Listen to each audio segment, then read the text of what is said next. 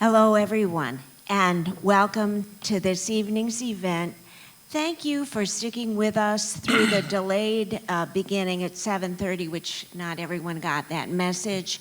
We had the parade, and of course, we knew it would be fighting your way through Main Street to get here. So I want to thank you all for being here. I want to thank the candidates.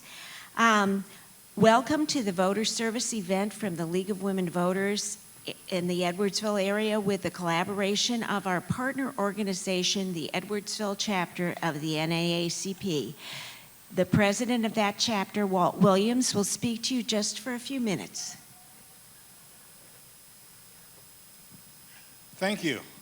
First, let me acknowledge Dr. Tompkins and the League of Women Voters for allowing the NAACP to co-sponsor this event. Dr. Tompkins and I were just talking that this must be our 10th or 12th year of doing this together. This is extremely important because both of our organizations believe that an enlightened voter is the best defense for misinformation and untrue statements that are put out at this time of the year. Secondly, I would like to thank our candidates for their participation in tonight's event and their willingness to run for public office. Thank you.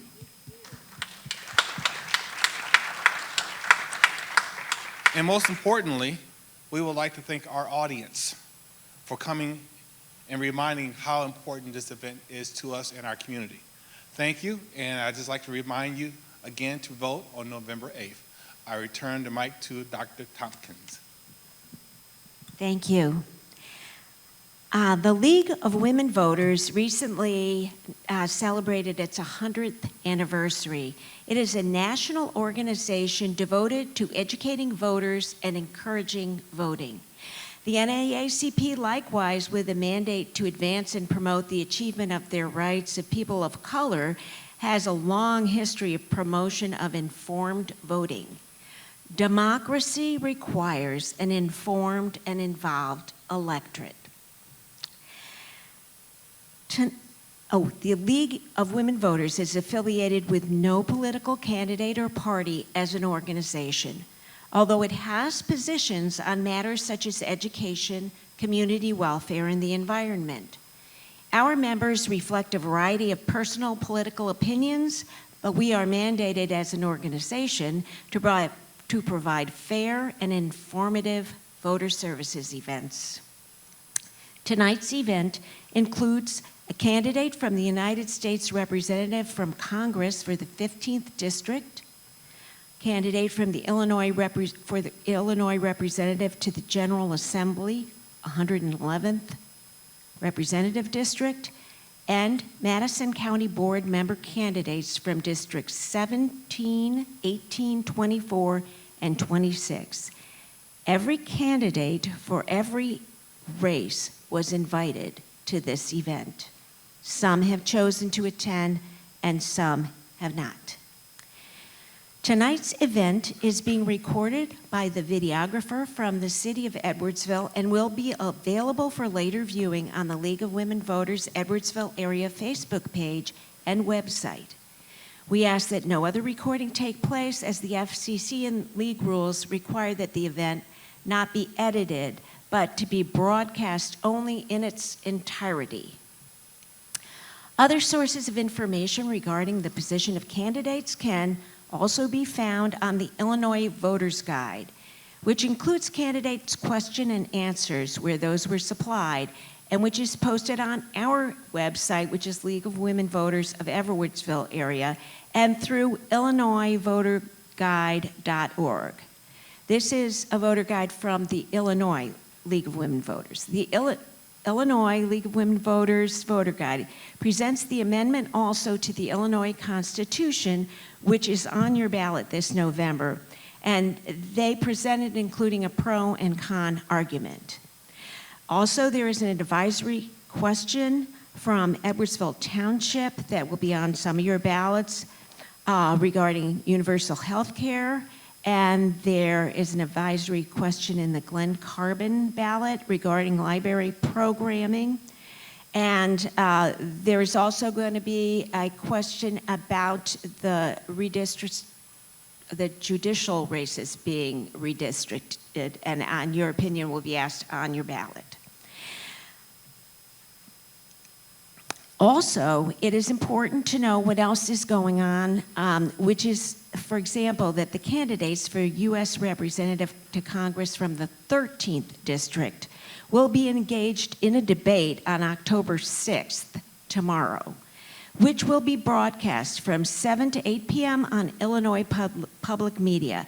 It will also be available for later viewing on the Illinois Public Media Facebook page and YouTube channel. Our local channel, Channel 9, airs this tomorrow at 8 p.m. Also, the Alton YWCA has a candidate forum on October 18th, which I have no more details about, but I'm sure you can look that up. Redistricting presents a lot of confusion for voters this year. Some judicial candidates chose not to be present at our last event due to change whereby only some local citizens will vote in their races, although other candidates chose to come. If, as a voter, you are not sure what district you are in terms of congressional district, state legislative district, state representative district, county board district, we have some maps available in the lobby to assist you. Looking at your voter's certificate of registration or your voter's card, which was sent to you earlier this year, may be the best way to be sure. Also, if you go to Madison Votes, which is our county clerk's website, you can put in the necessary information and they will tell you what district you're in, because it is quite confusing. Almost all the districts I mentioned have been changed recently. And so you need to check also whether your polling place has changed. Check that. Okay, candidates, we're very, very pleased to have you. We have timers in this beginning section. These are candidates that are unopposed, so they have 5 to 7 minutes to present themselves and their policies to the voters. We have timers who will time it, although it's really not as crucial in the second half of the program. We keep closer timing when we start asking questions. But when you have 1 minute that remains, there should be 60 remains, and when she holds up stop, you stop. You can finish a sentence. We aren't rude, but just to keep people in a reasonable frame of time. And we hope that will be plenty of time for you to present yourself. I'm going to begin. There's a list of candidates that I hope the audience has been able to get. I'm not following that list in order because the unopposed candidates are in this first part. And I'm going to ask Paul Lange, who is the candidate from the United States Representative in Congress, 15th Congressional District. Many people in Edwardsville, especially right outside of Edwardsville, are in the 15th Congressional District. This is your Democratic candidate, Paul Lange. If you'd present yourself, thank you. First of all, I want to thank everybody for coming out, and also the League of Women Voters for putting this together. My name is Paul Lange. I live in Quincy, Illinois, in Adams County. I've lived there since 1974. I got into this race. I had three main areas of concern that prompted me. The first thing had to do with just the ideal of democracy. After January 6, 2021, I became concerned about our democracy. In that light, I want to say this. I believe everyone has a right to participate in deciding how our society is structured, who our leaders are, and on issues that affect our society, they should be allowed to have input. I would agree with legislation such as the John Lewis Voting Rights Act which is passed the House but not gone through the Senate. I also think our democracy needs to be updated somewhat. So this is a far-fetched idea that I would like to pursue, and that is the idea of a We the People referendum. In other words, putting certain issues out to the American public, letting them decide how we move forward as a country. I made my decision back in January of this year to run, and what's come up in the meantime is the Supreme Court struck down Roe versus Wade. In 1994 and 96, I ran for state representative in the Adams County area. It was the 96th district. And the question I was most asked was about abortion. My answer then is the same as I answer now. I think a woman has the right to choose what happens with her body, with her life. And I would be willing, if I'm elected, to codify that right into law. The second area that concerned me has to do more with, because Quincy's on the Mississippi River, I'm very interested in infrastructure. Particularly, I want to pursue the upgrade of the lock and dams all the way up to Quincy and actually beyond just a little bit on the Mississippi River, and also the lock and dams on the Illinois River, to pursue money to get that project done. The Infrastructure and Jobs Act started that, and I support that wholly. Internet is a vital thing in the country, our country now, and so aspects like the broadband, putting money so rural areas can have broadband is important to me, because the 15th Congressional District is largely rural. I also recently have read some articles concerning education, that we're losing teachers.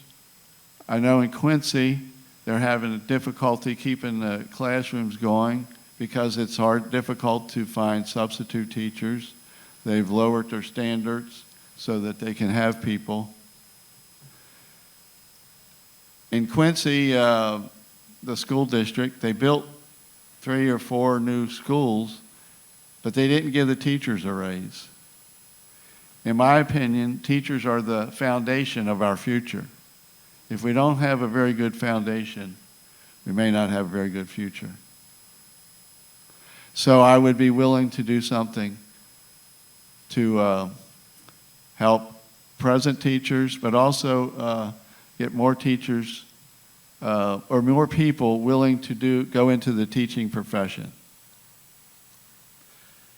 The third area that concerned me is something that's been going on for a few years now.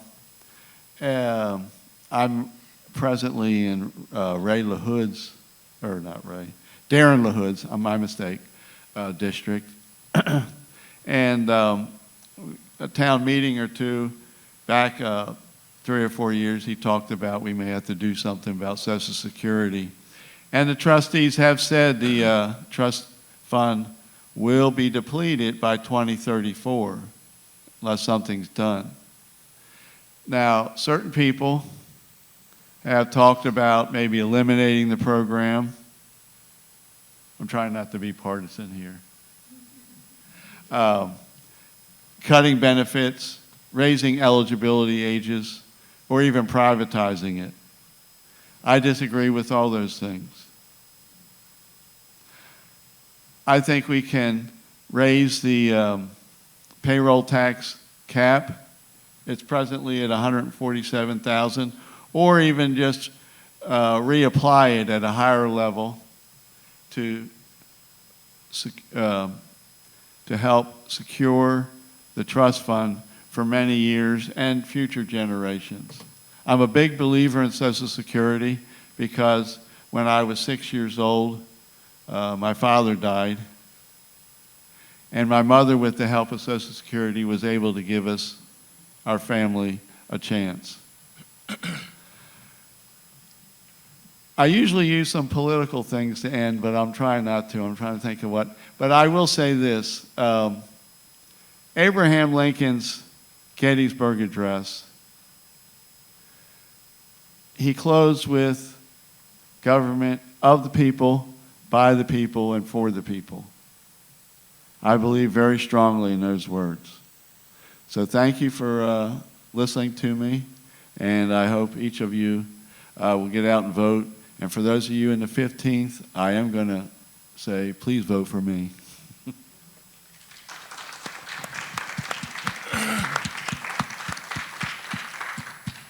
Thank you very much. Yes, I made a request that we don't talk about our opposition, we just talk about our own policies. In each case, the League tries to, I appreciate very much, actually, your efforts, and I appreciate your willingness to come this far and talk to us. That is Paul Lange, who is the United States Representative in Congress, the 15th Congressional District Democratic candidate. And many people in our area are in that district. Our area has people in many congressional districts, which have all changed to make anything more confusing. So please keep track of where you are and who you need to vote for. The next candidate I would like to speak to us would be Joe Silkwood, who's the Democratic candidate for the Illinois representative to the General Assembly, 111th Representative District. Thank you. Thank you very much. I don't like bending over to the microphone very much, so I'll try to do my best. It's a curse of being a little bit taller. I'd like to thank the Edwardsville NAACP and the League of Women Voters for sponsoring this event. I think it's very important that candidates meet with constituents and give people a chance to see us live, and I would never pass up that opportunity. And I appreciate the opportunity to do that. I'd also like to mention this venue. The Wildy, I've been to many shows here, and I can tell you it's very humbling to sit on the stage and look out over that after being at so many shows. It's such a fantastic venue here in downtown Edwardsville, and I know you're very proud of it, and you should be. This is a very humbling experience for me to be here. So, my name is Joe Silkwood. I was born and raised in East Alton, Illinois, in the heart of the District 111. I come from a steel worker. My dad was a steel worker. I'm going to try to go through my early history as quickly as possible, but it is important. My dad passed away when I was 15, and I was an only child. My mother was disabled. So I was a product of good democratic policies. I was able to get an education and have a good life, and I appreciate that, and I never forgot that. I have, like a lot of young people in my situation and in my area, I attended Lewis and Clark Community College, got an associate's degree, and then went to SIU Edwardsville and got a bachelor's degree in education, and then later got a master's degree in public administration and policy analysis. My goal was to be a professional manager of government. That's what the MPA does. You go in, it wasn't to be a politician. It doesn't have anything to do with politics. It's to be a professional. That's what I did my career in. I was I was a park and recreation director starting out as a very young person. Was able to go to City Hall and become in East Alton. It's a small town, so they have a treasurer/city administrator. So I did that the last 16 years of my career, and then retired. And enjoyed that very much. We did a lot of projects, worked with a lot of people. We worked with engineers and lawyers and accountants, and we were able to do infrastructure and economic development, all those fun things, and that was really rewarding for me. So much so that I think after I decided to retire, a group of local leaders asked me to run for mayor. And being the mayor of your hometown that you were born and raised in, it was an honor, and I accepted that, and I ended up being mayor in East Alton for 6 years, and it was 6 very fun years. We were able to do a lot of things in our town that I'm very proud of. And I retired. Now fast forward after a year of that, some of those same leaders and some other leaders stepped up and asked me if I'd be willing to run for state representative. They basically wanted me to take some of the skills that I was trained for and that had the experience doing and apply them to a larger district, the 111. And being an old coach, it was a challenge. My district is a little bit of Godfrey around the Lewis and Clark College, all of Alton Township, all of Wood River Township, almost all of Granite City. Then I actually shoot over and get a little bit of Glen Carbon and a little bit of Maryville. So it's a very big district. We have about 66,000 registered voters. Not as big as Paul's, but it's a sizable district. I look forward to the challenge, and I'm up to the challenge.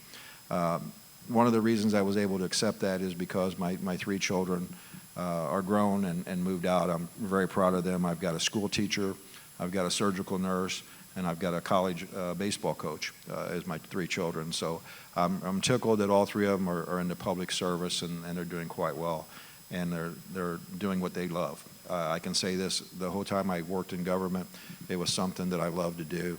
And that's what causes people to come out of retirement and do something as crazy as this. And I can tell you that it's a journey. It's been a learning experience. Some of my positions that I want to talk about is important. The first thing I want to talk about is women's rights. I absolutely 100% support women's rights. I've got 2 daughters, and I talked about this at a meeting recently. And I said, you know, my daughters, I got a surgical nurse and a school teacher. They're 34 and 27 years old.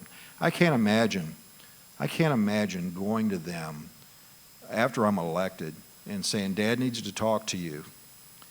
I've got an issue with the women's rights, and the bottom line, girls, is Dad doesn't trust you. But don't worry, because he's going to turn over all the decisions to the government, and you can trust them.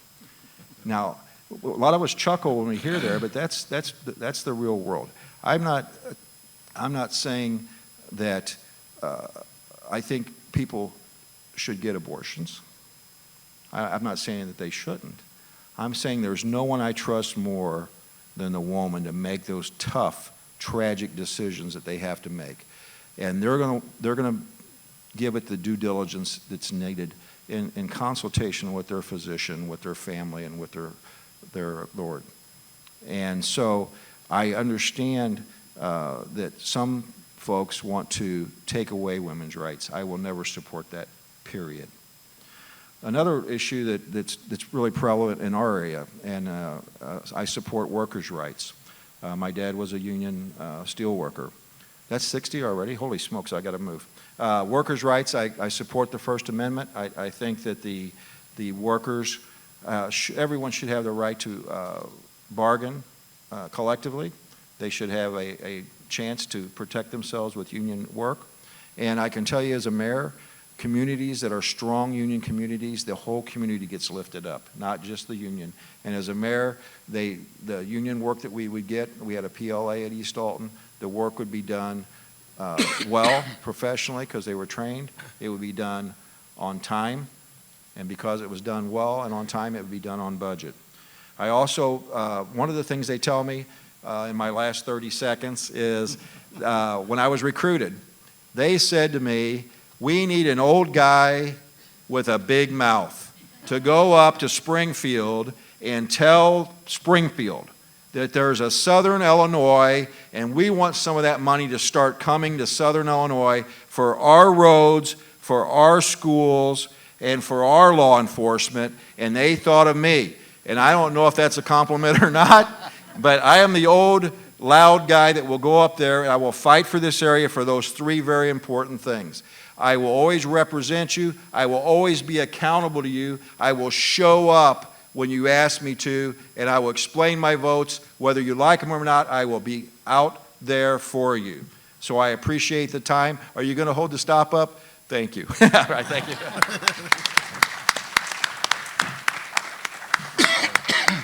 Thank you very much. You just heard from Joe Silkwood, who's the candidate, the Democratic candidate for Illinois representative to the General Assembly for the 111th, Representative District, the 111th District representative to Illinois. So, next, we have Victor Valentine. This begins the part of the program which will be involved with Madison County Board member candidates. We have Victor Valentine, who is here, and his opposition candidate is not here. So, Victor, please spend the time presenting yourself to us. Thank you. Thank you. First, I would just like to apologize for my voice. We had an event last night, and I guess I talked too much at that event and woke up this morning with a sore throat. But I would just like to thank the NAACP and the League of Women Voters for this event. It was like 3 years ago that I was invited, and there was a podium at the front at that time, and you stood up, and I'm kind of like Joe. It was like overwhelming, this place, the view, and everyone's just staring at you. So I really count it as a privilege to be back again. My name is Victor Valentine, Jr., as my dad would emphasize. Make sure you put the junior on the name. And I am the current District 17 County Board member. I've been a member of the board for 3 years now. And I just count it as a privilege to serve those that are in my district. I thank you for the many calls and views that I didn't share, but I appreciate them. I respect those views. I am currently married. I've been married for 33 years to my lovely wife, Rhoda Valentine, and I have 4 children. I'm sorry. 2 boys and 2 girls, 2 grandsons that I just enjoy, really enjoy. And so I'm a graduate of Illinois State University, and I'm proud of that. But what I'm mostly proud of is that how much I've learned at being a board member. It's a trying job at times, and as many of you know, with when I came in, it was COVID. It was COVID time, and it was really a very tough time to be a board member. There were some votes that were controversial, to say the least. But those things I support. I'm a man about safety. I think that we have to be safe first. It goes without any explanation to be safe, and that our constituents be safe. I know everyone wanted to open the county back up as quick as possible, but I stood on several votes that we need to be safe first. Safety is first. I'll kind of go quickly because my throat is closing, but jobs for Madison County. I really appreciate working with the Madison County Community Development part of the county. One of the intricate parts is here today, Walter Williams, and I really appreciate what he does for the county, bringing jobs to the county, to the area, that are not just jobs, but good paying jobs with nice companies that are not just run-of-the-mill, your fast food companies. These are major companies that are coming to Madison County. They could choose anywhere they wanted, and they chose Madison County, and I really appreciate that. I stand by those jobs. Like Joe was saying, I'm a union product. My mom and dad were steel workers, and I'm union first. I'm union first. I really believe in good paying jobs that can support a family. They come out, you know, you can go on a vacation with those jobs. You can really have a good time with those jobs. Those just aren't pay the bills and live paycheck to paycheck. So I'm in favor of bringing good jobs to Madison County. One of the issues we also had here in Edwardsville was green space. I don't know how many of you call me about green space, but there was a plot of land that was sold by the county, and many contested that. Many contested that. I am in favor of green space, but I'm also in favor of development. And so there has to be some give and take with that. And so I've been in discussion with the mayor, and he let me know that doesn't go without say, that they will make sure that these developers are not just destroying our green space. Edwardsville is a beautiful community, and we have some of the best bike paths and walking paths in Southern Illinois, and maybe all of Illinois. I really appreciate what MCT has done with the trails, and it's awesome, awesome to be in this community.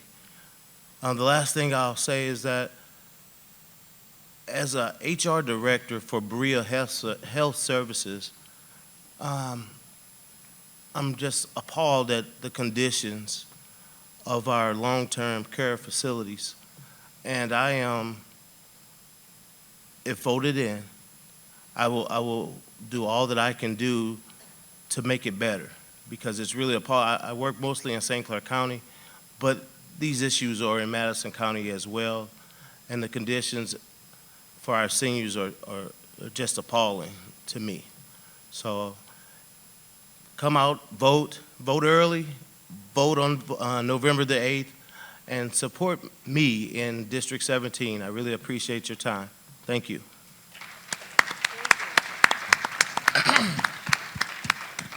Thank you.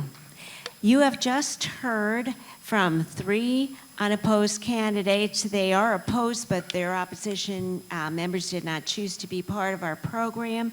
I appreciate so much your coming. First, you heard from Paul Lange, who is the Democratic candidate for the U.S. Representative to Congress, the 15th Congressional District, U.S. Congress.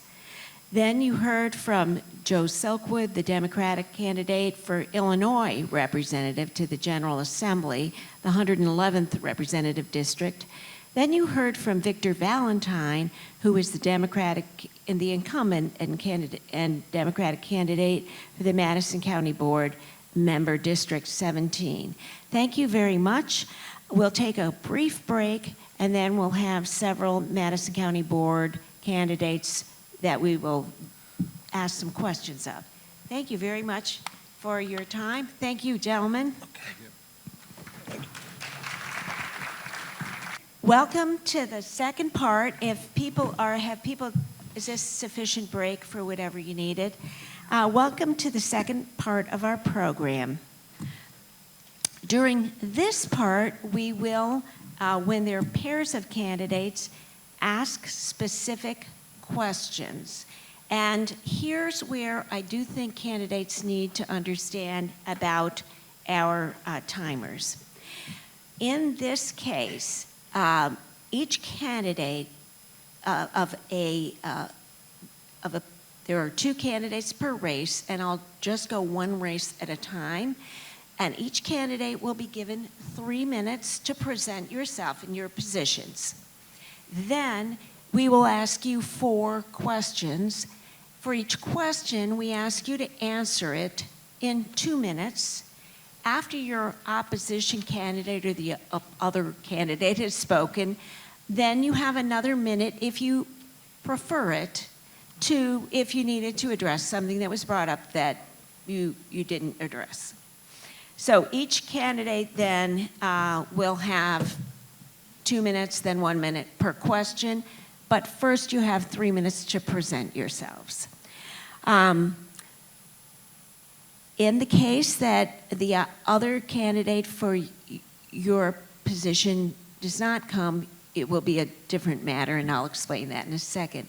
Let us begin with the first pair of candidates where we have 2 candidates for 1 position.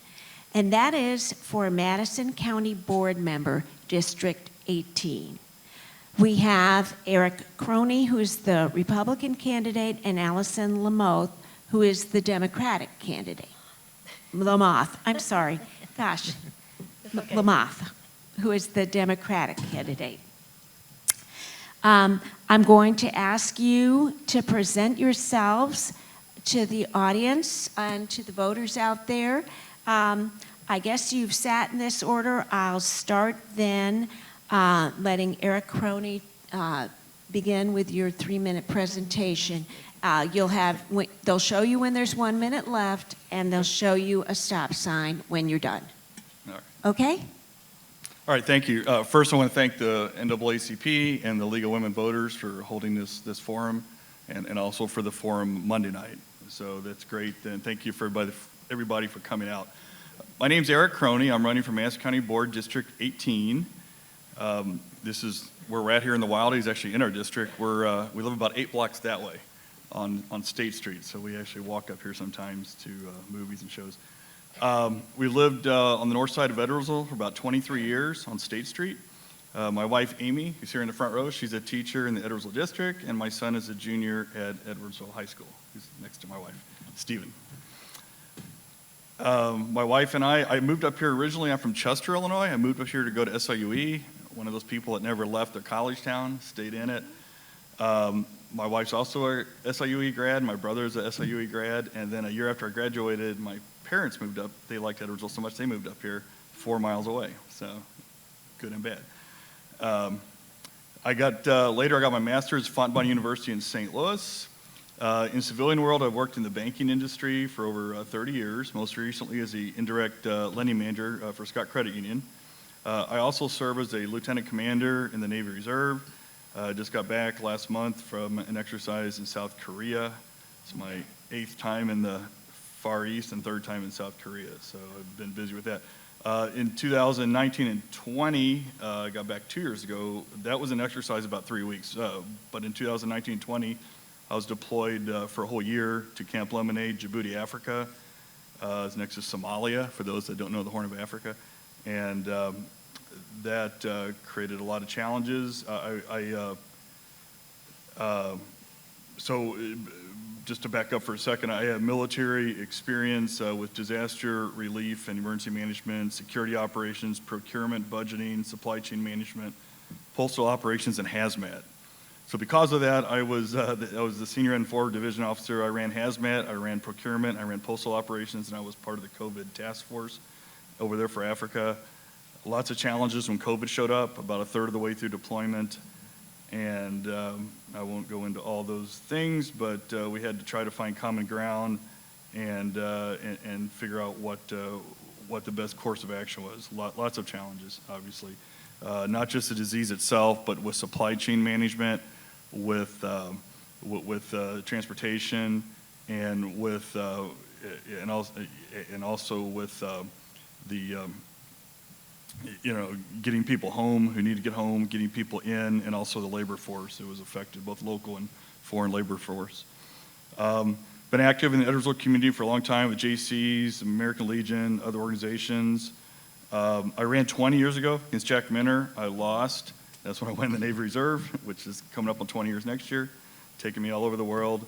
Have several issues that are near and dear to my heart, keeping the board, chairman of the board elected by the people. This is near and dear to my heart. Public safety, getting better funding for public safety and emergency management, and also having transparent and open county government. Thank you. Okay. Is this working? Yes? You can hear me all right? Yes, you might want to move your microphone closer to where you are seated. Okay. And these mics go up and down. Okay. I think, do they not? Yeah. Yes, I You can think also so. take them off the stand if you need to. All right, thank you. You heard from Eric Crony, who's the Republican candidate for Madison County Board Member District 18, and now you'll hear from Alison Lamothe, who is the Democratic candidate for County Board Member District 18. Good evening, everybody. First of all, thank you to the Edwardsville Area League of Women Voters and the Edwardsville branch of the NAACP for planning and hosting this event. As an educator, voter, and member of your organizations, I am pleased and honored to participate. Voter education is a valuable public service. And I sincerely want to thank my opponent, Eric Crony, for attending this event. I have participated in the planning of many such events, and I know from experience that it can be hard to get candidates from both parties to agree to attend. Voters are better served when they can hear both candidates respond to the same questions. I appreciate this opportunity to meet you for the first time, I really do, and to help voters better understand our positions. I'm an educator and mother of two, seeking to represent Madison County Board District 18, which includes Edwardsville precincts 1, 2, 3, 4, 5, 14, and 16. And check that voter registration card because your precinct may have changed and your county board district may have changed. As I'm meeting voters, a lot of them are sort of surprised that they are now in 18. They thought they were in 17.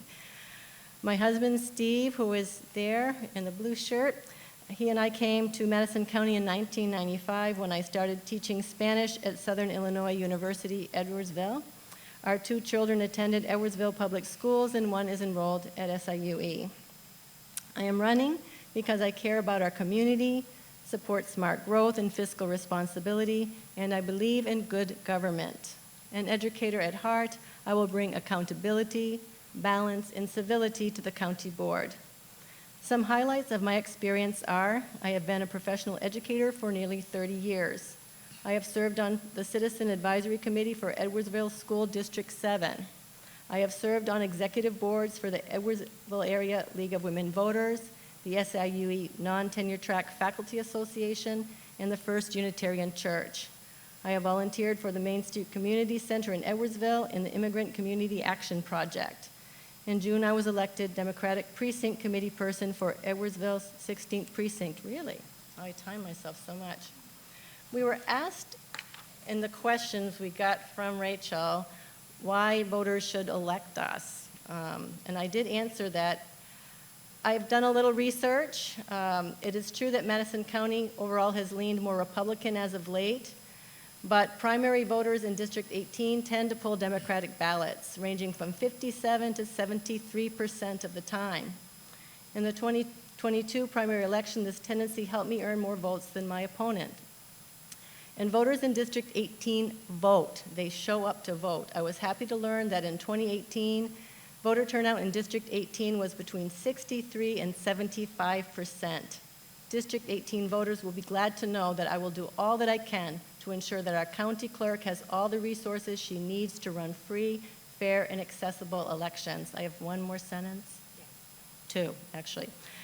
As your county board member, I will utilize reliable sources of information to make decisions on controversial issues. Regardless of my party affiliation, I am committed to policy that does the most good for the most people. Thank you. Thank you. You just heard from Alison Lamothe, who is presenting herself. Now, I'm sorry? Oh, I thought I heard something. Now we will proceed with questions. I'm going to ask first, Wait. Eric. Oh, the two of us, okay, so I thought we all went and then. No, okay. I think All I'm right. going to ask questions Okay, of the two two of at a you, if time. I Got may, and then present the next group, Okay. and then I think it's really simpler that Okay, way. got it. Okay, sorry, I didn't make that clear. Oh, All right, yeah. I'm going to ask some questions of these two candidates, and when we're done, then we'll move to the next county board seat. Okay, I'm going to ask Eric Crony to begin with. Is there any particular issue that is important to you in running for this office? What do you see as the mission of the county board? Okay, sure. The mission of the board, I'll first jump into that, I think is, they're the legislative body of their county government. They're there to provide oversight. They're there to provide, basically run the committees. They're there to provide sources of funding and decide where the funding goes, okay? The chairman then serves as executive wing of that. So a couple of things as far as issues go. I'm concerned about issues affecting public safety. I think we need to, better fund and staff our emergency management department. For those not real familiar with that, it consists of really 3 people, and really there's just, kind of a manager, administrator, and then someone who kind of works on the equipment. I'd like to see that beefed up better, okay? And there's other ways we can, I think, move resources around without raising property taxes to do it, which I'm not in favor We need to support the police, do everything we can on kind of a more of a state level. I'm concerned about the cashless bail. It's a complicated issue. The intent is good, I get that, but it could lead to lots of issues and lots of problems, and hopefully this gets clarified and codified better. And also the final thing, like talked about, is leaving the power into the people as far as the chairman, having elected by the people. I think is so important, and not doing doing a backdoor removal of power. I did not support what went on. It was Republicans and Democrats taking away the chairman's power. We have something to cure the power that if you don't like the current chairman, it's called elections. And everybody here tonight who lives in Madison County can, if they're a Republican, run the Republican primary against him. If you're a Democrat, you can run the Democratic primary against him. If not, you can vote against him. You can still do that. And that's what we have as elections to solve the problem. Thank you. Thank you. Now, I would like to ask Alison Lamothe the same question. Is there any particular issue that is important to you in running for this office? What do you see as the mission of the county board? Well, Eric described its general duties quite well, that it is the legislative branch, it approves the budget. There are 40 committees that meet monthly, and then there's the full board meets once a month, and usually votes almost always unanimously on things that have passed through the committee. That's what I observed on calm nights. They can be in and out 45, 50 minutes. They also approve of, they oversee when we get funds from the state, like the ARPA funds. We've been talking about that a lot lately. The American, I keep forgetting what this stands for, the American Rescue Plan Act. We just got money that is going to be used in our area to update water infrastructure, so sewers, drainage, drinking water, etc. I was moved to run because, as I mentioned, I want to bring accountability, balance, and civility to the county board, because in recent years, too many county board meetings have been characterized by acrimony, bullying, and chaos. One of the county's duties is to run elections. As previously mentioned, I will vote to protect voters' access to the vote. Another duty is to protect public health. I firmly believe that any policy regarding public health should be evidence-based and not based on political or religious ideology, let alone misinformation or conspiracy theories. I will vote to support and strengthen the Madison County Health Department and defer to its employees who have degrees in public health. I won't talk about the chair right now because that was another question that we were asked, and I will go into more detail and actually be under my time this time. So, yeah. Hey. You. Eric Crony, would you like a minute of rebuttal after that, or not? Well, a lot of what Alison said, I actually agree with. But, Okay. So I guess I'd like to maybe hear later, and we can when we get to that question, as far as the board chairman and if she supported the vote to curtail the powers. There will be a question about that, right, I assure you. So we'll just wait on that. But no, I think there's a lot of room for some issues that we can work on together and find some common ground on. I think with public safety is one of them, and that's a big issue that I think it needs to be addressed. I think the Amazon tornado is kind of a wake-up call, and we have a lot of oil lines, a lot of gas running through this county. There's a lot of things here that can go wrong with an earthquake or a tornado, and we have to be just better and a little more prepared next time when that happens. Thank you. That's all. Alison, could you move your mic a little closer to your mouth? And would you like another minute? No, I honestly haven't heard anything I Thank you. disagree with. Okay, let's move on to the next question. I'm going to start with you this time, Alison, which is, what would you do differently than the current office holder did during their term? Okay. So the incumbent right now is Jack Minner. He has been in this position for over 20 years. I have voted for and supported Jack Minner many times. Now that he has decided to retire, he has been a mentor to me, and it's actually been a pleasure to get to know him better. What I bring to the position is different because our life experiences are different. I'm a woman of a younger generation, although Jack did tell me I at least was mature, whatever that was supposed to mean. Technology has played a different role in my life. I have an educational as opposed to a business background, and yet I know that Jack and I share many of the same values. We support workers and the unions that represent them. We support education and educators. We believe government has a positive role to play in society and that one of its roles is to help people. We understand that the world my children and his grandchildren are inheriting is not nor can be the same as the one we came up in. Of course, even though we are generally in agreement, there have been a few votes Jack has cast for which I would have voted differently. Most recently, there was a request to lower the inspection fees for food trucks that passed through the committee hearing, but stalled in the meeting of the full board. I thought the advocates made a good case for why food trucks and brick-and-mortar restaurants were different, and that lowering the fees for the food trucks would be good for these small business owners and tourism in general in Alton.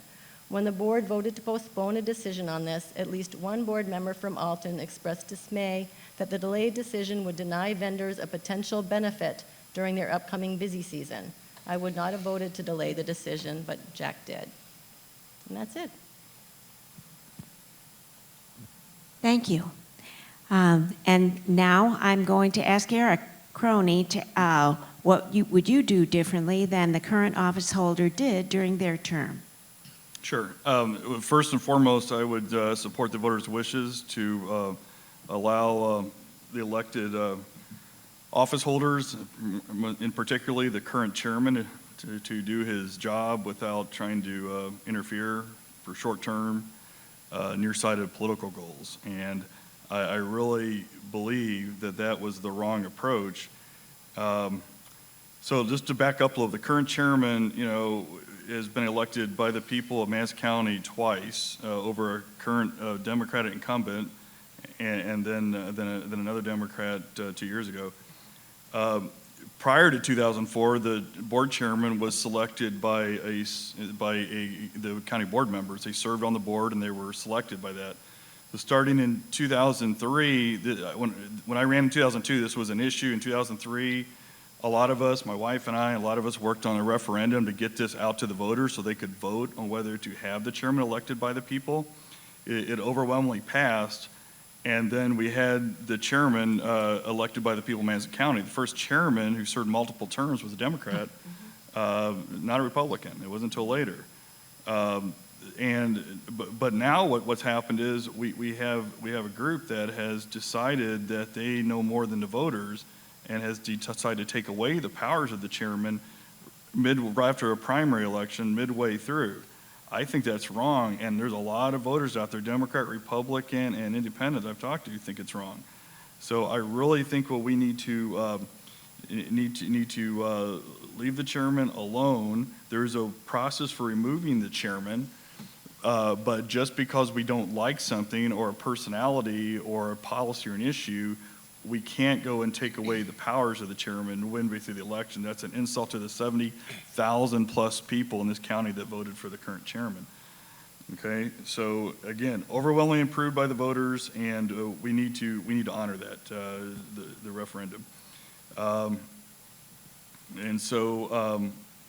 Thank you. Okay, that's it. Thank you. Yes. Now, Alison, would you like a minute of rebuttal? Honestly, the next question has to do with this. So topic, we'll be so, fine. yeah, And I'll Eric, would address you it like a then. minute of rebuttal? Well, she didn't really bring up anything else, so let's No, move on to the I'm next good. question. Okay.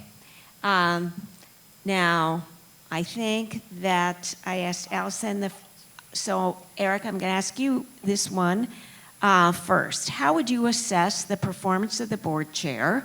And do you support measures taken last summer by the county board to give additional duties to the chairman pro tem, and why? Well, on the question, it's really not in a way our job to assess the county board chairman because what the assessment has gone hand in hand with cutting back the powers of the county board chairman. Okay, and that's a dangerous, slippery slope to go down. Okay, I don't think anybody that voted to do that on the county board would vote the same way if they were the county board chairman and their powers got curtailed 2 years after they won in their second election as board chairman. I really don't think they would support that just because someone doesn't like the policies, doesn't like personality. This has nothing to do with whether the chairman's doing a good job or a bad job. It has to do with the powers that were given to him by the voters and honoring those powers and honoring the voters for him to be the chairman, him to be the executive of the county, not a chairman pro tem that was hastily put together. So I believe this is a bipartisan issue, and I think, and I've seen it when I've been out on the campaign trail, this issue has legs, and I really think that whether I win or lose this election, I really hope that we don't go back to where it was a good old boys club prior to 2004 by a few powerful all-male Democrats that decided who the chairman would be, and they had the power. They had the power of the county. You know, we have over a 250,000 people live in this county, 262,000 people. And I believe we should let the voters decide, not have a small group of powerful interests deciding this. Thank you. And now I'll ask Alison, how would you assess the performance of the board chair, and do you support measures taken last summer by the county board to give additional duties to the chairperson pro tem, and why? Okay. I'm happy to answer this question. I've given this a lot of thought also. A recent St. Louis Post-Dispatch article asked if Chairman Prenzler is St. Louis's Trump. I imagine he considered this a compliment, but I do not. He has been a very divisive figure on the county board. I think he has spent much time, way too much time, and resources fomenting division and political drama. I attended a special meeting in July during which a supermajority of the board voted to strip Chairman Prenzler of some of his duties. Republican members of the board offered all of the arguments in favor of this reduction of responsibilities. These were members who in the past had supported Prenzler but who had come to the conclusion that his decisions had cost the county too much money. We're talking millions of dollars in over several lawsuits, and caused too much turbulence. It clearly bothered them to take this unprecedented vote. One speaker addressed a vocal and at times hostile crowd of Prenzler supporters, recognizing that they were upset but reminding them that they did not know what it was like to work for Prenzler. Board members were taking this action because they did. The votes in favor of this reduction of responsibilities were bipartisan and confirmed later when the full board met during its regularly scheduled monthly meeting. I agree with the supermajority of the current board's members. If it comes to a vote, I will not vote to restore Prenzler's personnel duties. I recognize that from a fair compensation perspective, stripping an administrator of important responsibilities with no reduction in compensation and transferring these responsibilities to a chairperson pro tem who earns a part-time salary with no additional compensation is problematic. This latter issue was raised during the special meeting, but not addressed at that time. Thank you.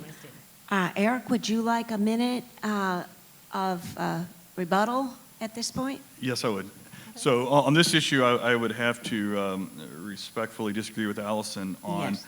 I really don't think that it is a sound precedent to go down this slope, to go down this slippery slope of taking away powers from a democratically elected leader who was democratically elected twice, and including 2 years ago, and take that away from the voters and tell the voters, you got it wrong, we know better, we don't care what you voted for.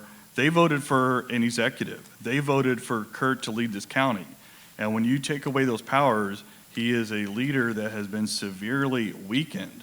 That's not what the voters voted for. They can vote, you can run against Kurt in 2 years in a primary or a general election. You can vote against Kurt in general election or primary, okay?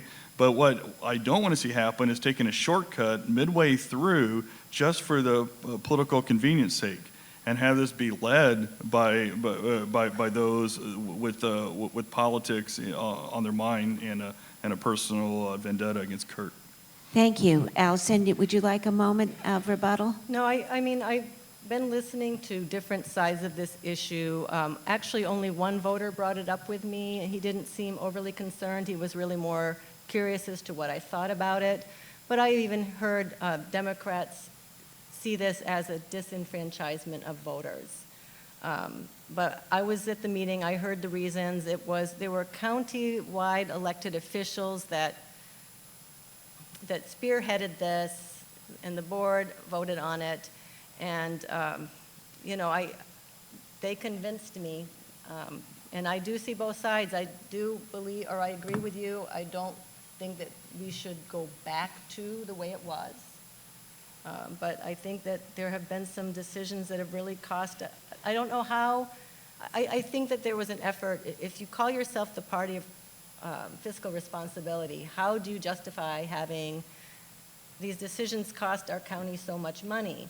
They fired somebody that was appointed by the chairman that continues to harass the county with ridiculous, endless FOIA requests. They had to buy software to be able to process these requests. So his decisions cost us money. They continue to cost us too much money. And, but I understand that it's problematic. Thank you. Okay, I am going to ask you, Alison, the last question. First, what is the county board's role with the Madison County Health Department regarding pandemic preparedness and public health generally?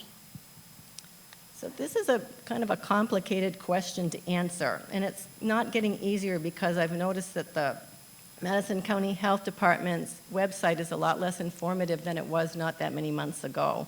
So I refer to the Madison County Citizens Guide, and according to the guide that you can find online, the Madison County Health Department is the entity certified by the Illinois Department of Public Health to undertake the planning and implementation of a community health program designed to address the priority community health needs of Madison County residents. The department provides a core of services in the areas of potable water supplies, food protection and infectious disease control, and community health education. Other programs are instituted as local needs are identified and resources to support addressing those needs are found, end quote. Many area residents became familiar with the Madison County Health Department during the pandemic, relying on its COVID dashboard for current statistical information and eventually for access to vaccines. Last winter, during the height of the Omicron wave, the Edwardsville Area League of Women Voters hosted a Zoom program and invited Amy Yeager, at that time the Public Information Officer of Madison County, to help us better understand the relationship between the Madison County Health Department and the Madison County Board, which also serves as a county health board. Around that same time, Amy urged residents in an Intelligencer article to do what they could to slow down the rate of infection that was unprecedented at that time, including getting vaccinations, booster shots, testing, and, when necessary, quarantining and isolation. She also recommended that people wear masks in public regardless of their vaccination status. This advice was routinely ignored during packed county board meetings concerning a proposed resolution discouraging vaccination and testing mandates. I was dismayed by the amount of disinformation and conspiracy theories shared by members of the general public, some members of the county board, and even members of the Health Advisory Committee. As I stated earlier, I believe firmly that any policy regarding public health should be evidence-based and not based on political or religious ideology. 2 more sentences. I will vote to support and strengthen the Madison County Health Department and defer to its employees with degrees in public health. Regardless of my party affiliation, I am committed to policy that does the most good for the most people. Thank you. And so, Eric Crony, I'm asking the same question of you. What is the county board's role with the Madison County Health Department regarding pandemic preparedness and public health generally? Sure, and I would agree with Alison on a lot of that. Madison County, the board's role, is to provide oversight and funding. But the health department, as Alison mentioned, provides testing, vaccines, guidance on quarantining. It also does data tracking on the COVID cases. And the board needs to provide leadership. Now, there has been, public health has changed a little bit over the years in this country. We're seeing, it's not the only way to get a COVID shot, certainly, but it still needs to lead. It needs to be there, and just to kind of back up a little bit, just as I said earlier, I served on the COVID task force during my time deployed to Camp Lemonade, Djibouti, Africa, in 2019 and 20. Got home 2 years ago. It's the largest U.S. base in Africa, run by the Navy out in the desert. So, and I'm a Navy reservist. So, COVID affected us so many ways: the supply chain, the labor force, transportation. I talked about, and of course, the disease itself. We had to make the best decision based on the information we could attain at the time. And I think everyone who worked in leadership on that task force, from the nurses to the engineers to the ops people like me who were logistics, supply chain, supply corps, all the base leadership, senior leadership of the base, I think we all got something wrong. We all missed something, COVID zigged and it zagged. It was a humbling experience, and all 8 billion people or whatever that are on planet Earth, we were all rookies when it came to an infectious disease of this magnitude. Never seen anything like this. But I agree, we need to keep the politics at bay, move forward, trust the science as best we can. We get different perspectives on science, and the science changes. Too many leaders, I think, in the civilian sector got sidetracked with politics, and it's only made things worse. Again, complicated issue, but I'd like to see strong leadership in this regard. Thank you.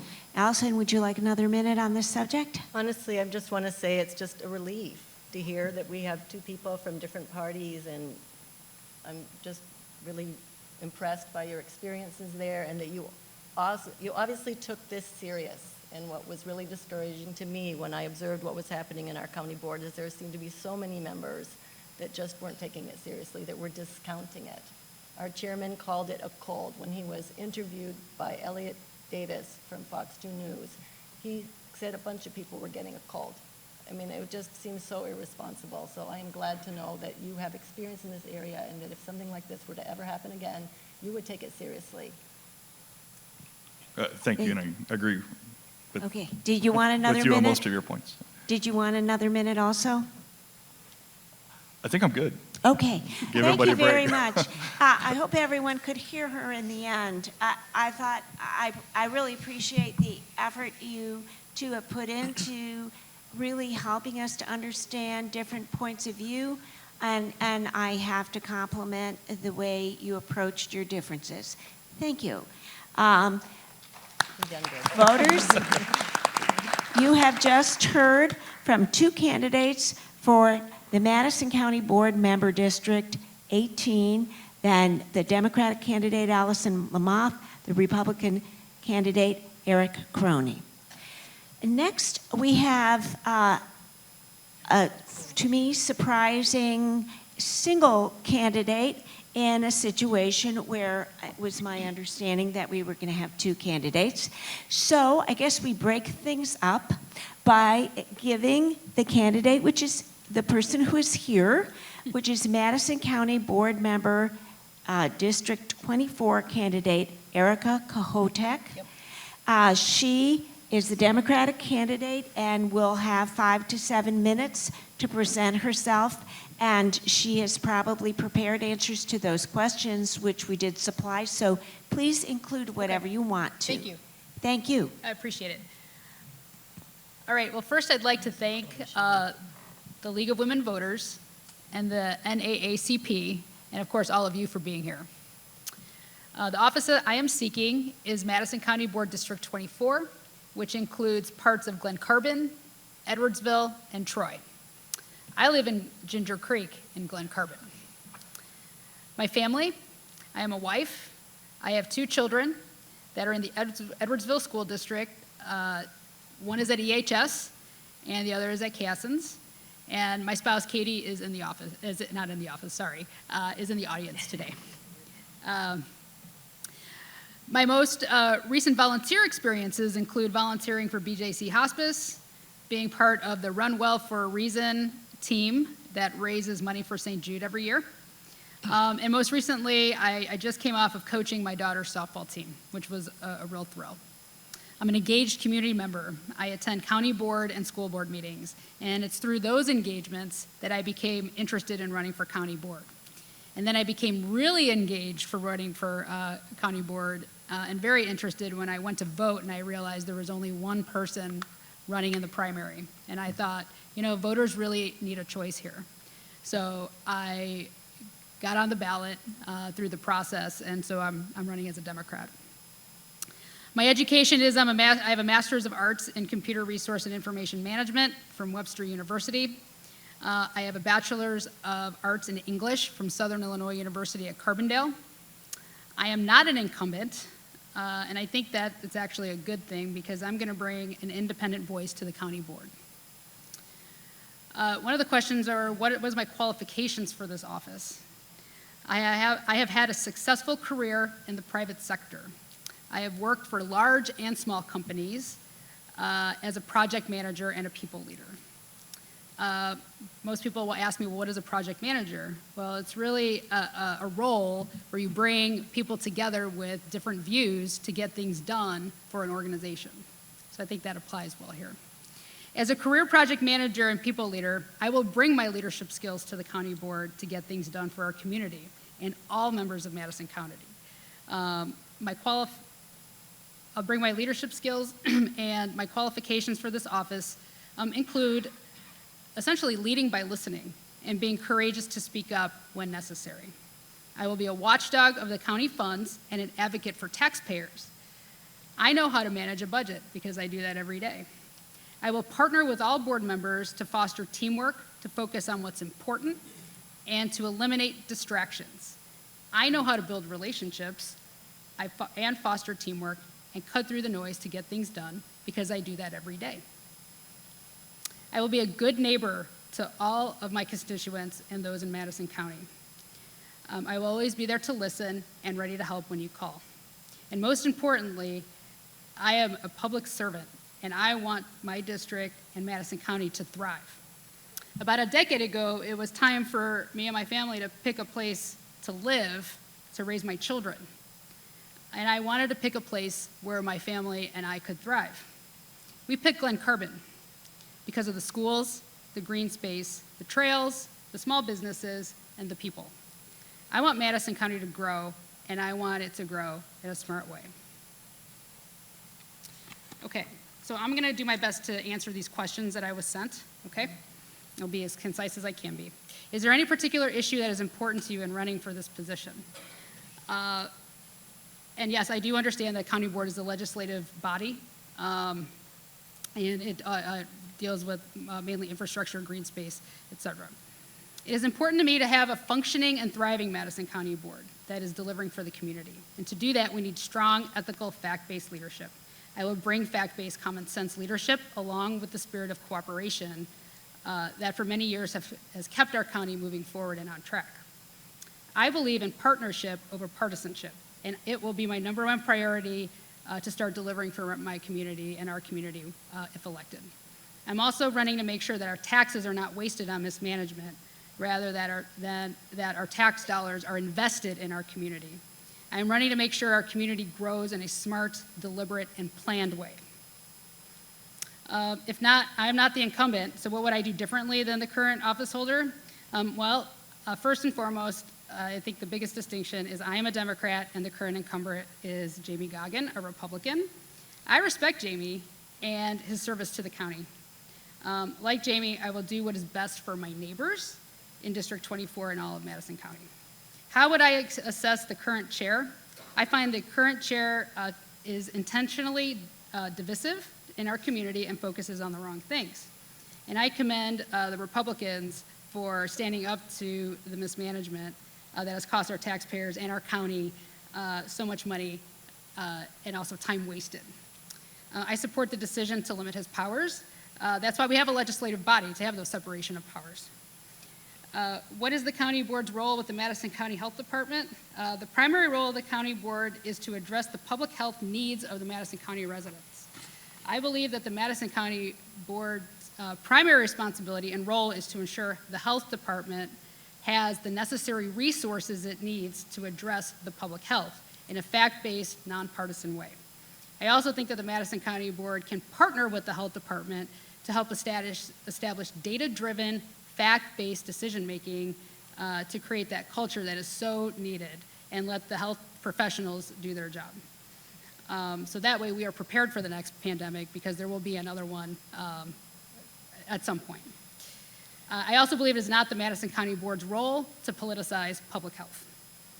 Regarding the Workers' Rights Amendment, I grew up in a union-based household. My grandfather was a union electrician, and I support the Workers' Rights Amendment because I believe everyone has the right to organize. I think I made it through all of them. Okay.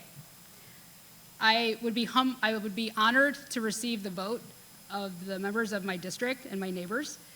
So please keep me in mind as you go to the polls or as you fill out your mail-in ballot.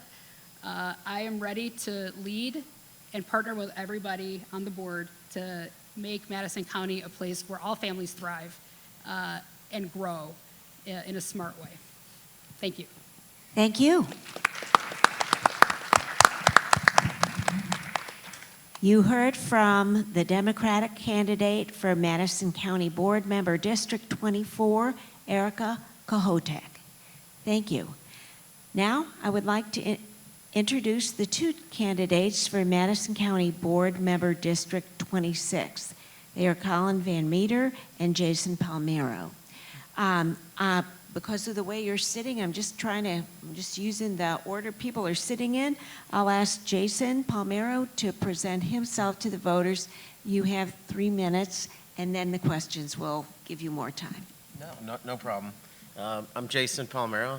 Thank you to the NAACP and League of Women Voters. Some of you, if you were here last time for the primary, I was here then as well. I have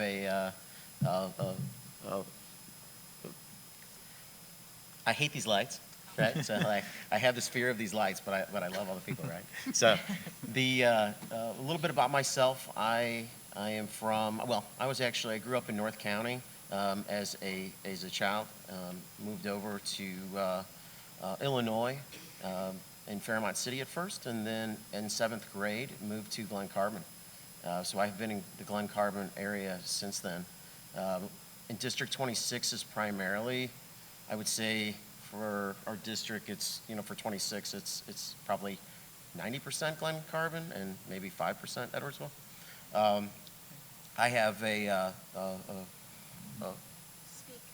oh, yeah, no problem. I have a beautiful wife and 2 beautiful children here. We met at SIU. She is from O'Fallon, and we quickly moved to Edwardsville as she went to school here and lived here for a while already. I am a career military guy, so I went through middle school and high school here in Edwardsville, and my mom at 17 signed for me to join the Navy.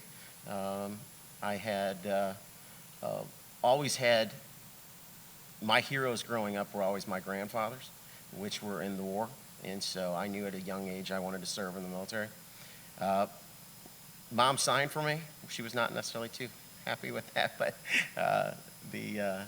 she did, and I was so thankful that she did. Got to meet a lot of people, see lots of parts of the world. I have a bucket list of all 7 continents. I've been to 5, and I'm a people person. I love meeting everybody.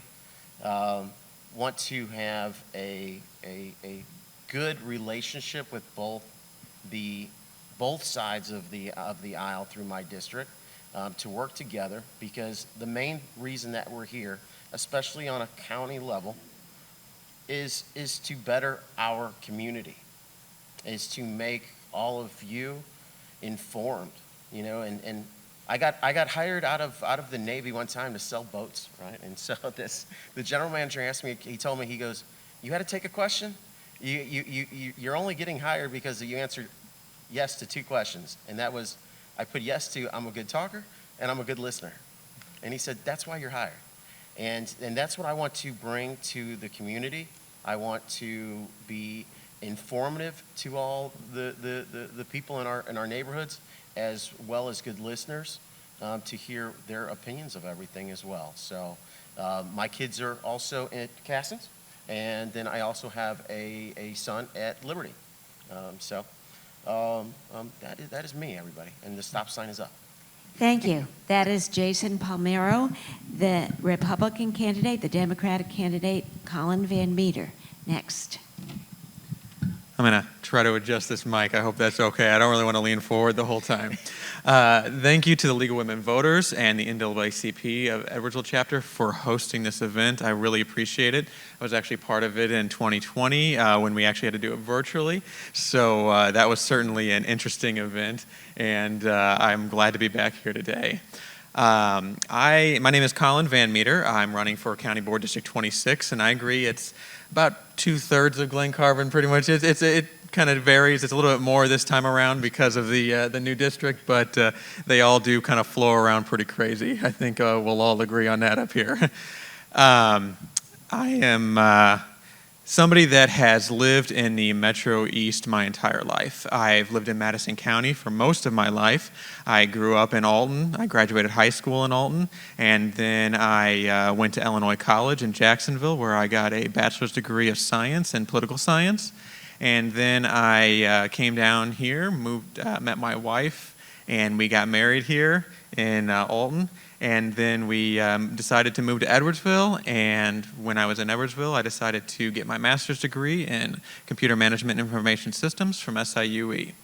We've lived here for, over a decade now, and I love Glen Carbon. I love the bike trails, I love the area we live, I love the community, and that's really kind of what drove me to, a little over a decade ago, make a change to decide to start working in the public sector.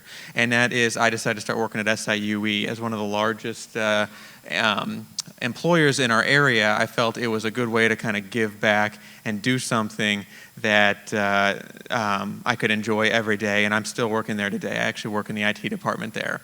I'm not a politician. I'm actually pretty nervous up here, so I hope everybody's okay with that. Hopefully I can answer these questions pretty well. My wife and I have been married for going on 14 years now, and we have 2 kids, a girl and a boy, Henry and Claire.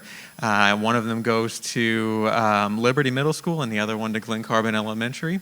And again, it comes back to just the wonderful area and the education that the kids are getting here, the wonderful community that exists here, and I'm just really happy to be running for this position. And I'm also really happy to see so many candidates that decided to come out tonight and to speak and to hear thank you all for coming out to hear what we have to say. Thank you. I'm going to start with the first question. Jason, I'll start with you. Is there any particular issue that is important to you in running for this office, and what do you see as the mission of the county board? Now, just so everybody knows, like, I'm not Googling it here, but I'm saving some trees, and I didn't handwrite it. I put my notes right here. I want to first start by saying that I'm a husband, I'm a father, I'm a son, I'm a businessman, I'm a local realtor, I'm a parishioner at a local church at St. Cecilia in Glen Carbon. I've helped coach my children's soccer teams, helped with baseball. I'm proud to live here. I mentioned I was career military. When we were getting out and coming back home, we could have, I was actually just telling this to Collin, that we could have went anywhere we wanted, and we decided to move back here.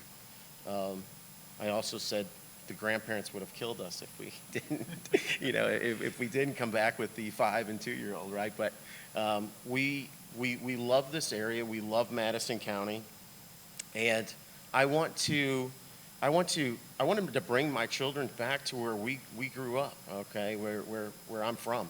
The house that I grew up in is 5 minutes down the road or less than where we're at right now.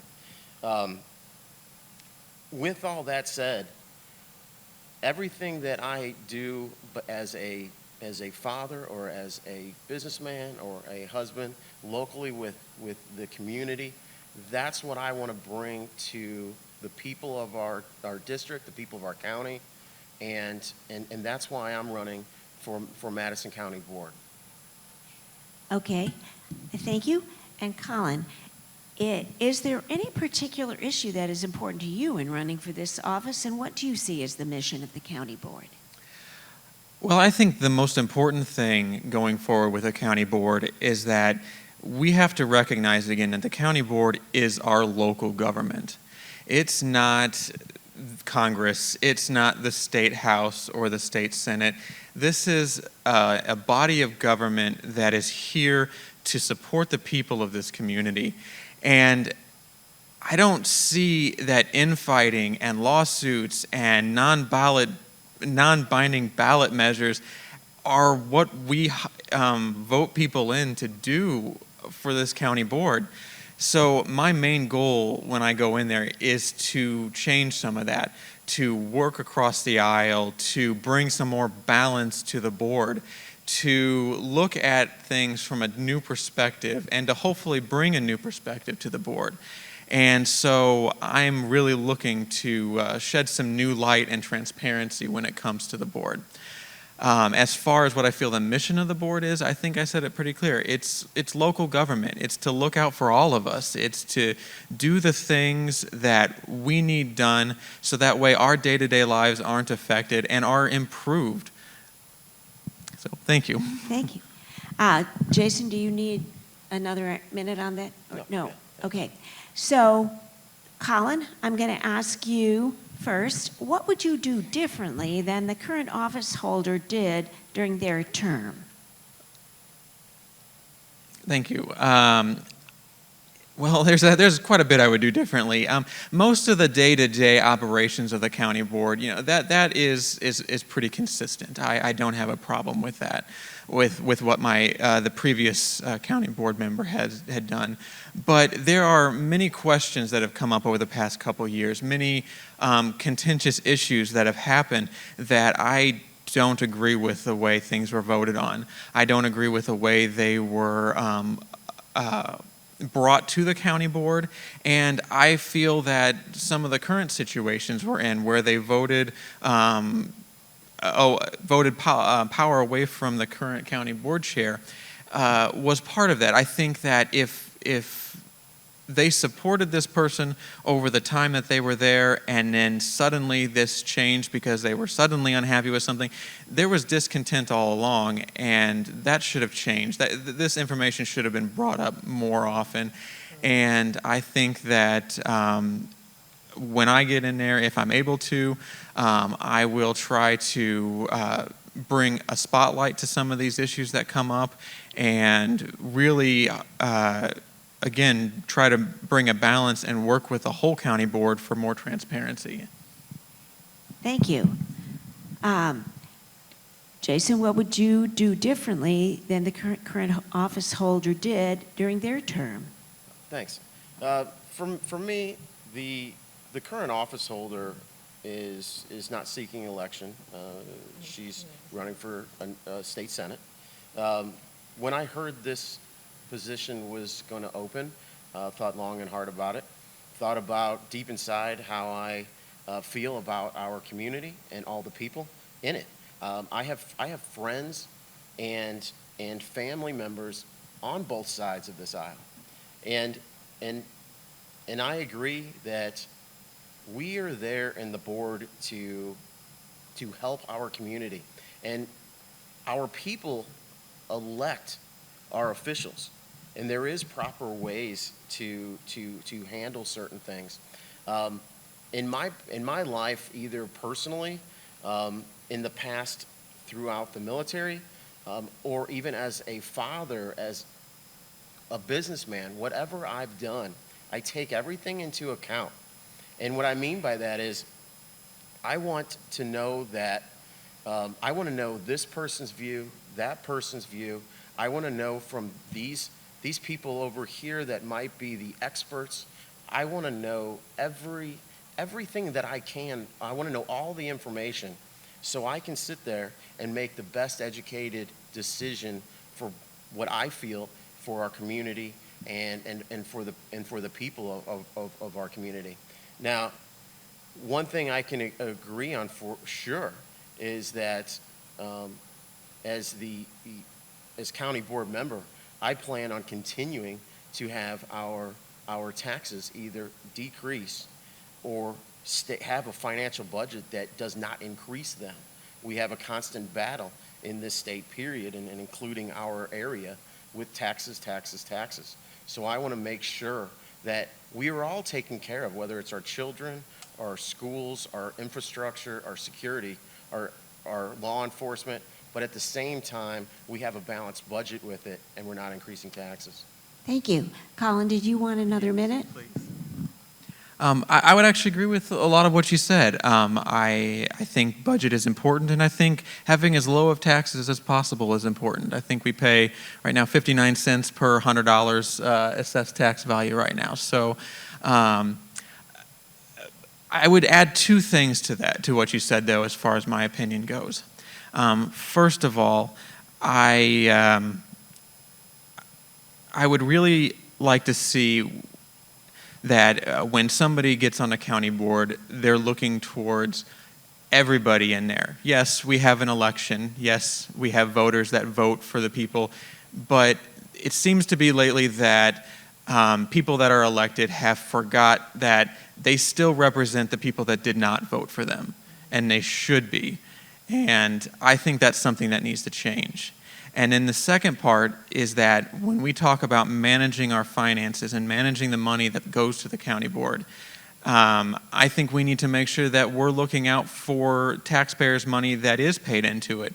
So we need to look at making sure that there aren't any ongoing lawsuits, and that we can make sure that the things that are happening at the county board level are on the up and up. Thank you. Jason, do you need another minute on that? I can take a quick minute on that. As a realtor, people entrust me to one of the biggest purchases in their life, and a lot of times clients, just people, neighbors, they'll come to me and they'll ask about our taxes. Sometimes as homeowners, we're actually paying more than we're even supposed to be paying, right? So part of my job with that also is going to be ensure that maybe they don't have to pay as much to help out. There's a lot of families that don't. There's a lot of single senior citizens that can't afford to pay those taxes. So I want to make sure that they're even paying the low amount that they're supposed to, right? I also want to acknowledge the same thing as well, again, that I'm here for the community. So when I'm elected and I get in, I plan on working with the people for our community. I have Democrats that I've known for years. I have neighbors that are Democrats, Republicans. It doesn't make a difference. They are both supporting me, and I support both sides of the aisle on our community, and definitely will listen to everybody. Thank you.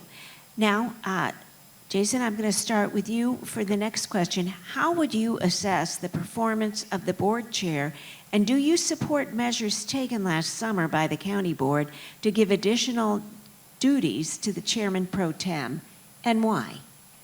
Well, I just want to say this, that I have not had the opportunity to work with the chair. I have spoke to him before, but I don't know him on a personal level. I also haven't worked with him, one-on-one together. So I will certainly, look forward in doing so in November and being able to comprehend what's all going on here. I feel, for me, I probably know as much as everybody sitting here. I'm not on the board yet. I didn't vote on that. So for me, I can kind of end with just saying this short and sweet. I don't like making assumptions to where I don't know something.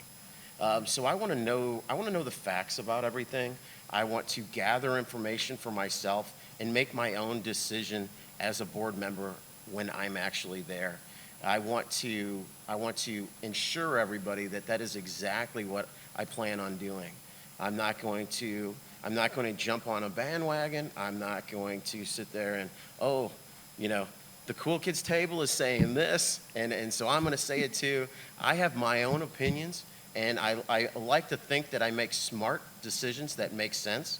And so I want to know firsthand, honestly, before understanding how I feel about what happened.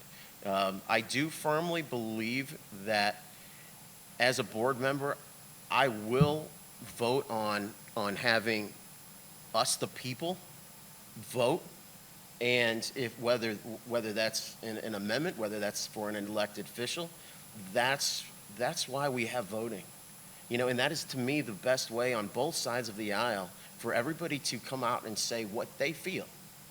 And then we go from that, you know, and so I'll end there because my stop sign, I don't want Okay, thank you. to go over. And Collin, how would you assess the performance of the board chair, and do you support measures taken last summer by the county board to give additional duties to the chairperson pro tem, and why? So I've had a difficult time since 2016 watching this county board. They've done a lot to help. They've day-to-day operations have continued, but there have been a lot of lawsuits. There have been a lot of people that are hired in for a substantial amount of money that we've had to pay that couldn't do the job, didn't do the job, or they are now inundating us, as was said earlier, with FOIA requests.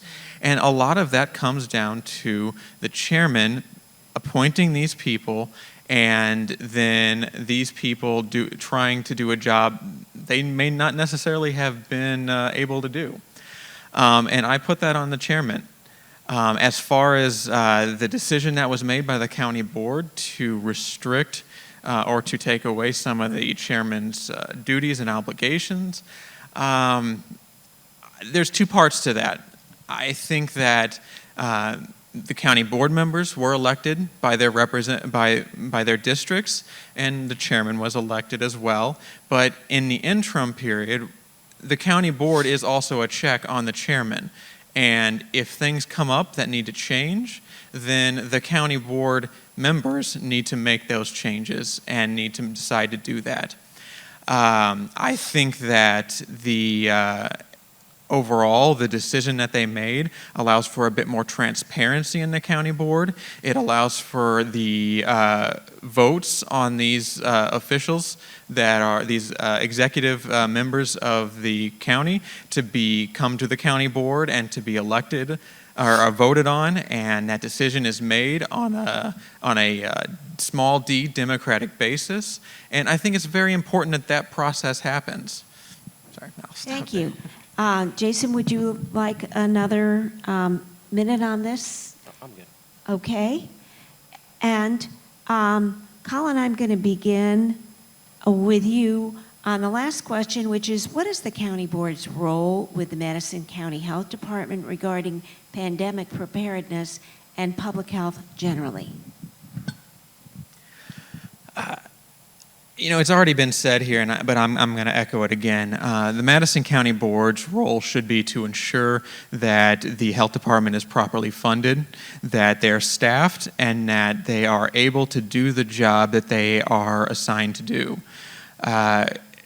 The Madison County Health Department should be able to, in a nonpartisan, non-political way, release information. They should be able to talk to constituents in the county. They should be able to answer questions as needed, and there should be no red tape that they have to get through to bring that information to the people of the county. And so I think the county board should have more of a hands-off approach when it comes to that. We hire people in there to do a job, and they should be allowed to do that job. And the county board should strictly be providing resources to that department to be able to do that job. Thank you. And Jason, what is the county board's role with the Madison County Health Department regarding pandemic preparedness and public health generally? Well, when it comes down to Madison County and the health department, we are going to, once again, you want to get all the information that you can.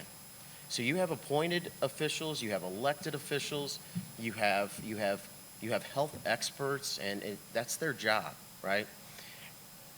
Us on the board member, we might be approving, like we're talking about pandemics. When there's a new pandemic, nobody knows really what's going on. Everybody's running around in a frenzy. So one of the main things for me in my past, especially with the military, remain calm, assess the situation, and I like to fully understand what's out there, once again, from every direction.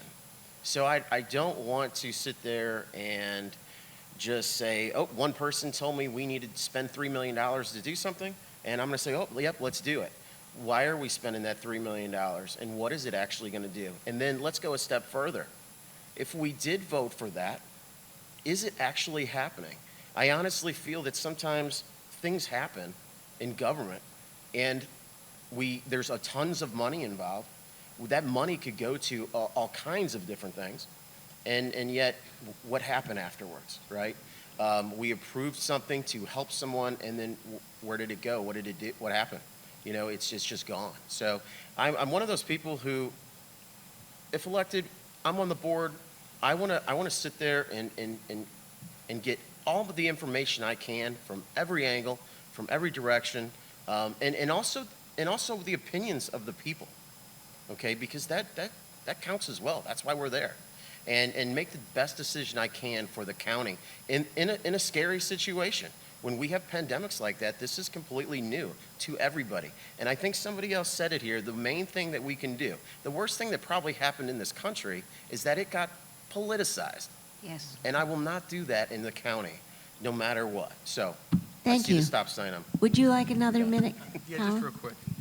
I agree with a lot of what you said. I think accountability at the county board level is incredibly important. Accountability to our constituents, to everybody that lives in our communities.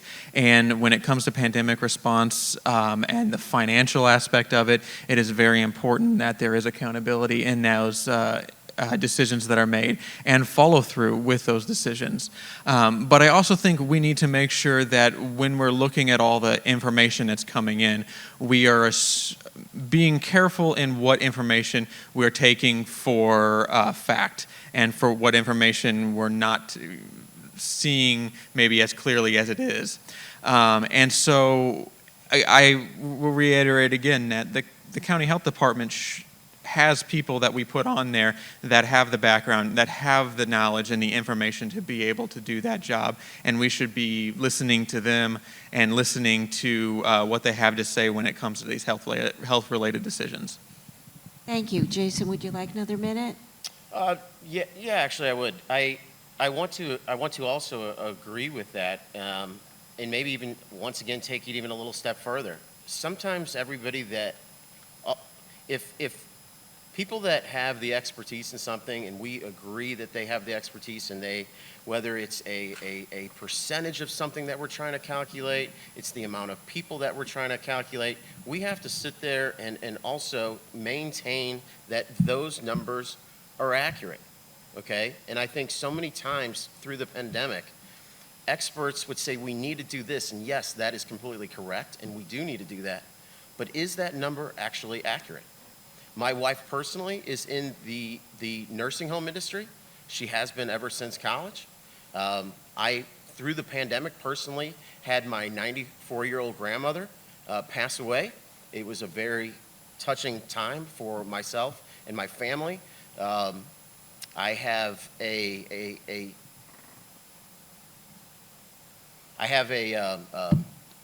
like a touching subject for me with it. And I wanted, desperately to reach out and hug my grandmother, but we're sitting like this, like she's a prisoner. That really was hard for me, and it was hard for my grandmother. I want to make sure that everybody mentally, physically, in any type of situation like that is always taken care of, and we hold everybody accountable for, even the experts. Thank you. Now, you have been listening to the Madison County Board member district candidates for 26th District. Candidates, the Democratic candidate Collin Vanmeter and the Republican candidate, Jason Palmero. Now, I would Palmero. like to reiterate the, Palmero? What did I call you? Palmero. Palmero. We're Italian, there's a vowel on the end. Whichever Palmero. vowel it is, it's Okay. fine. I think, Whatever I said, I'm I sorry. think my great-grandfather had Palmero, right two there. last names, you know.